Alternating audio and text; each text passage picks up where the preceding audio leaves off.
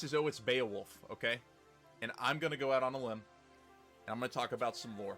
A first lore speculation, stream, video, whatever. And I want to talk about N'Zoth. I want to talk about Sargeras. And I want to talk about what's going on with Wrathion's Cloak. Right? Recently, Blizzard revealed some content, right? They revealed 8.3 and their plans for that. So there's two things that we have to look at. We have the Cloak, and then we have the Scythe of the Unmaker. Let's talk about this, okay? If you look real close, you can kind of see, obviously, why I want to talk about it. A lot of the new stuff coming out with 8.3 seems really exciting. Like, except I'm not a big fan of the Vulpera. I think I don't know why. One of the most interesting things that stood out to me was Wrathion's Cloak, alright? Because you can see it's called the Experimental Black Talon Shroud, and it reduces sanity loss from all sources, allowing us to explore more of N'Zoth's horrific visions. My thing about this is that it seems to me like we'll be powering up this cloak, and we will be going from this to this over time. To get these leaps to happen, I'm under the impression that we will be having somebody tailor them. This comes off to me as, I mean, it matches with Wrathion and his outfit a bit.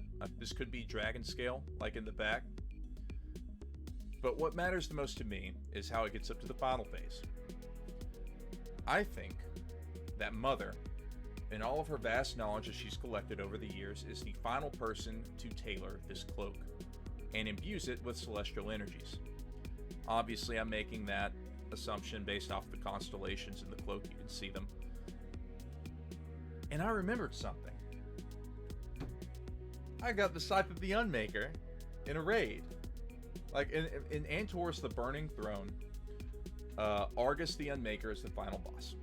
And if you're lucky, and you're a class that can use a polearm, you have a very low, but it still exists, chance to get Scythe of the Unmaker. The item. This is the personal weapon of Argus. It stands out to me. It kind of... You look at the Scythe, man. You see the constellations. You look over here. You see the constellations. They're obviously both made of celestial energies. I mean, look at the tassels. Like, we don't know if those are fluid or if those are stiff. But, I mean, look at the spikes at the bottom. Right? These are the spikes that he put through everybody to kill us, and they're also in the scythe itself. The designs are similar. That just means we're going to have a good transpond. The flavor text, too, I think it should be mentioned. That Argus the Unmaker, like, once you get into the raid, and this is how we know it's celestial energies. It says, Argus the Unmaker lets out a roar of fury matched only by its endless torment. A scythe board of celestial energies manifests in his hand. So I don't think it's that big of a reach to say, hey, that scythe looks like that cloak. Celestial energy, celestial energy. I would say that's almost confirmed, right? Just from looking at it. I'm no expert, but that's what I'm getting from it. So that could very well mean that Sargeras' final act of stabbing the planet was to save Azeroth from the corruption of the old god N'Zoth. It could have been from all old god corruption. And by that sword being stabbed into the planet, if it had Argus's blood infused or celestial energy magic, I think it could very well be his blood. You got to remember, Sargeras was the leader of the Burning Legion for a long time. Sargeras has seen the horror of the Void and what it does and how it's corrupting planets. And it says so in Chronicle 1.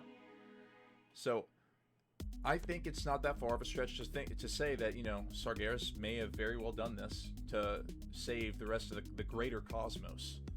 I've been thinking about N'Zoth's head, too. This is just kind of like on the side a little bit. The glowing whatever coming out of N'Zoth's noggin. And so you see the void corruption, like that energy just coming off of the spiky part of the tentacles there. But this glowing flame within, that looks like the same type of energy emanating from Sargeras at the end of his cinematic. look at the energy coming out in N'Zoth's head, and look at the sword. I think Sargeras actually stabbed N'Zoth in an attempt to kill him, an attempt to stop the corruption.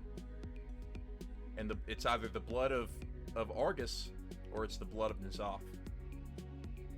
I don't think that his plan was necessarily sprung in perfect timing.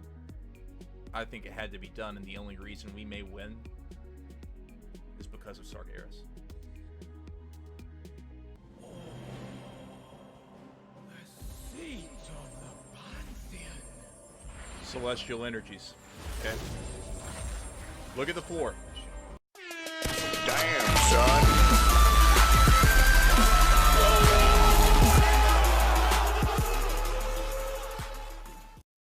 That's my theory.